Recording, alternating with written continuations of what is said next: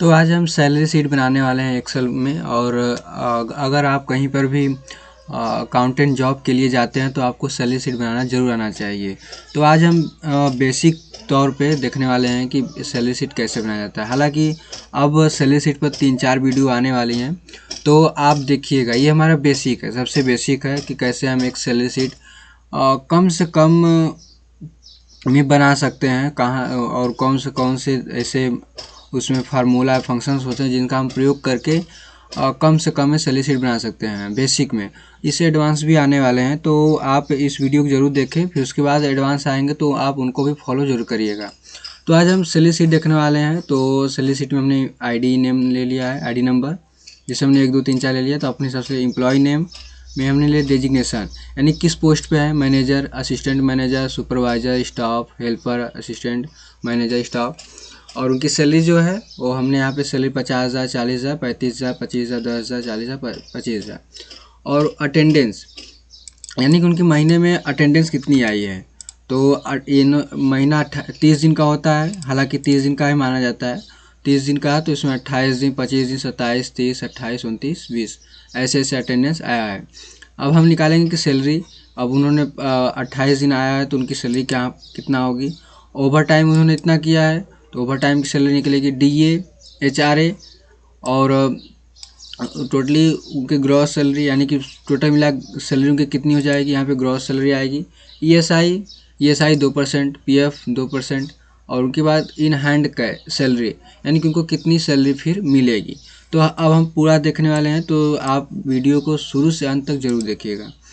तो सबसे पहले हम निकालने वाले एक सैलरी ऑफ वर्किंग डेज, यानी कि जितने दिन उन्होंने काम किया है उसकी सैलरी क्या होगी। तो इसके लिए सबसे पहले हम इक्वल करेंगे, और जो हमारी बेसिक सैलरी है इतनी है 50,000, ठीक है जी।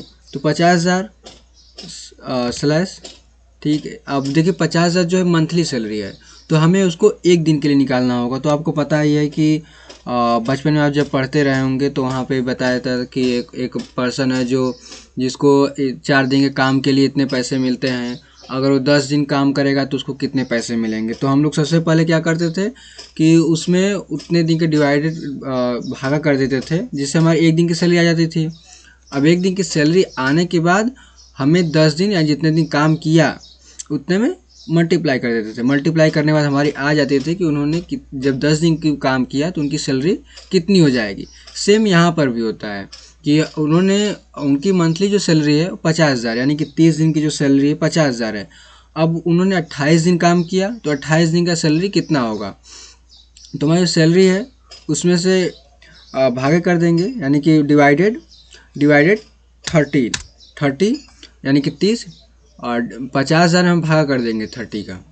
तो 30 जब हो जाएगा तो हमारी ये एक दिन की सैलरी आ जाएगी। आप इसको सेलेक्ट करके F9 प्रेस करेंगे तो आ जाएगा एक दिन की सैलरी, ठीक है जी। उसके बाद आप वो दिक्कत हो उस ये हमारा 28 दिन है, और ठीक है जी 28 दिन।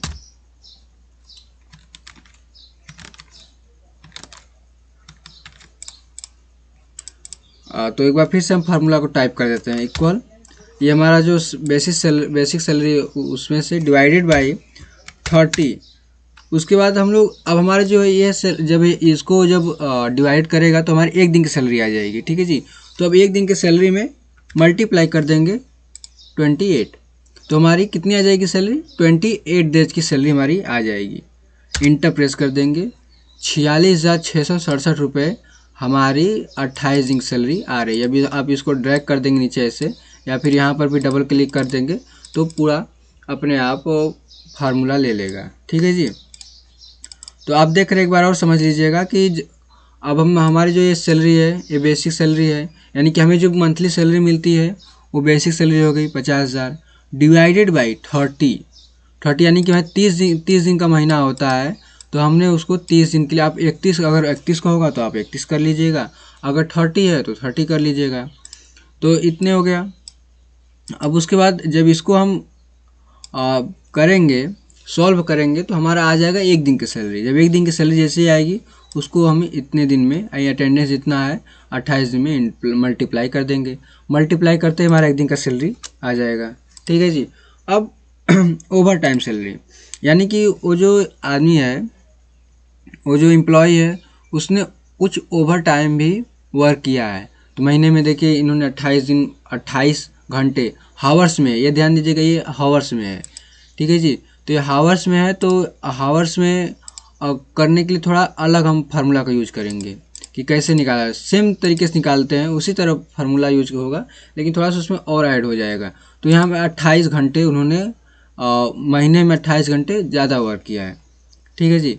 तो यहाँ पे हम आ जाते हैं, फार्मूला का यूज करेंगे, इक्वल। अब हम बेसिक सैलरी में जाएंगे, क्योंकि इसी को हमें अब एक घंटे का तय करना है। तो हमने देखा था कि इसे हम ब्रैकेट ले लेते हैं। ब्रैकेट लेने पे क्या होता है कि थोड़ा फार्मूला हमें अच्छे से समझ में आ जाता है कि कहाँ से क्या हो रहा है। तो बेसिक सैलरी डिवाइडेड बाई 30, आप इतना जानते हैं कि अब वो कितने दिन का निकल गया, एक दिन का निकल गया।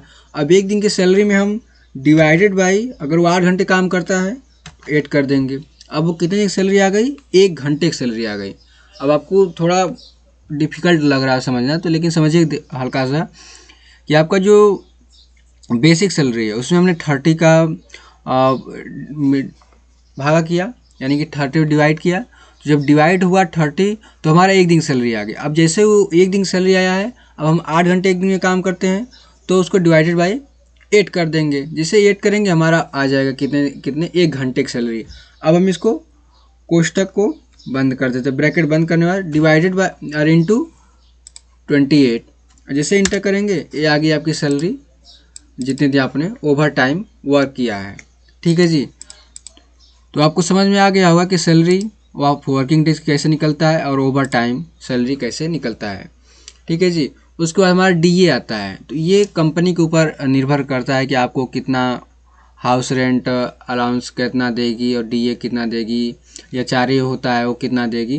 तो कुछ कुछ चीज़ों को हमने कट किया है और कुछ चीज़ों को हमने लिया है। तो ये बेसिक है, तो हमने इसमें कवर किया। आगे 2-3 वीडियो और आने वाली हैं जिसमें हम इसको एडवांस लेवल पर भी सीखने वाले हैं।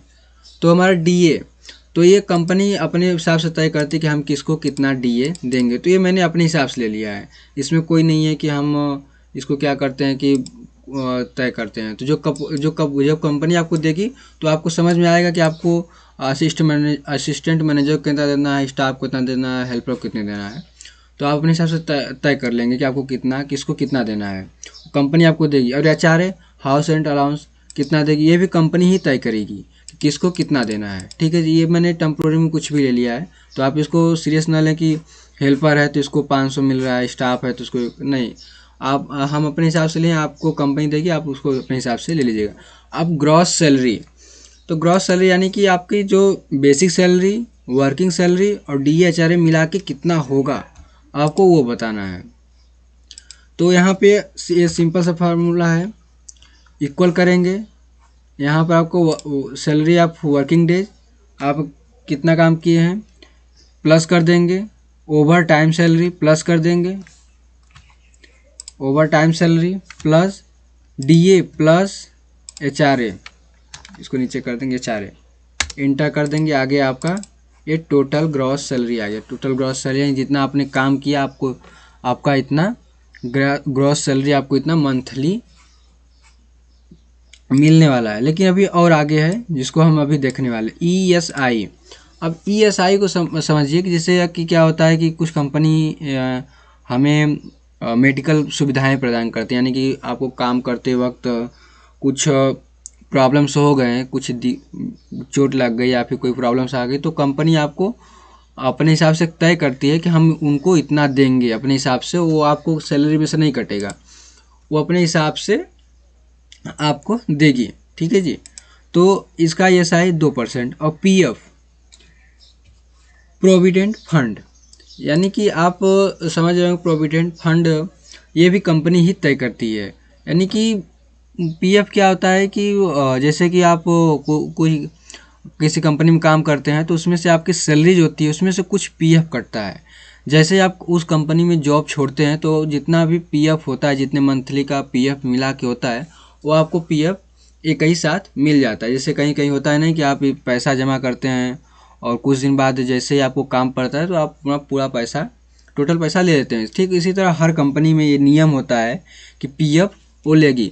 तो पीएफ 8% है कंपनी ले रही है पीएफ, तो वो कुछ भी लगी लेकिन पीएफ आपको दे देगी, पीएफ आपको दे देगी। जब आप कंपनी छोड़ेंगे कंपनी तो आपको वो पीएफ दे देगी। तो यहाँ पे ईएसआई, पहले ईएसआई निकालेंगे फिर पीएफ निकालेंगे। तो ईएसआई इक्वल ये जो आपको सैलरी ऑफ वर्किंग डेज उसी में से, बाकी आप इसमें से नहीं कुछ करेंगे, सैलरी ऑफ वर्किंग डेज जितना दिन आपने काम किया उसकी सैलरी में से इंटू हो गया, यानी मल्टीप्लाई आपका 2% है, 2% इंटर कर देंगे 933 रुपये। इसको आप कर लेते हैं राउंड में, तो 933 रुपये, ठीक है जी।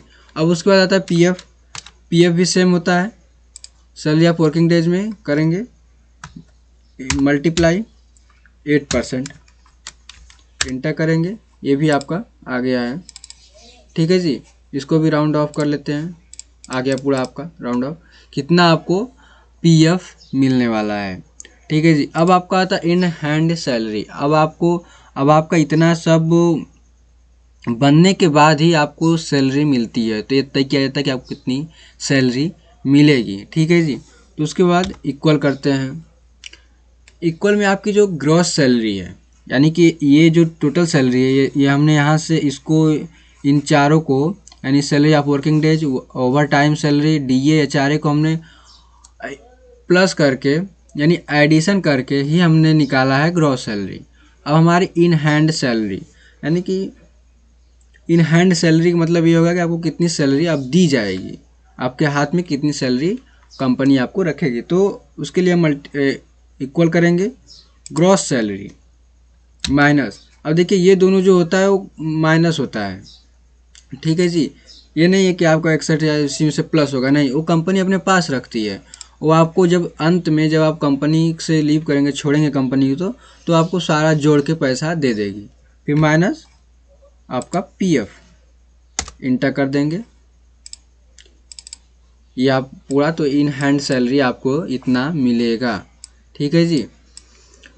तो मैं उम्मीद करता हूँ आपको ये सैलरी शीट पसंद आया होगा। अगर आपको कहीं इसमें कोई प्रॉब्लम्स, कोई दिक्कत फेस करना पड़ रहा है तो आप हमें कमेंट में एक बार ज़रूर बताइएगा, हम आपकी मदद करेंगे, क्योंकि हम ये वीडियो आप ही के लिए बना रहे हैं ताकि आप एक्सेल में मास्टर बने।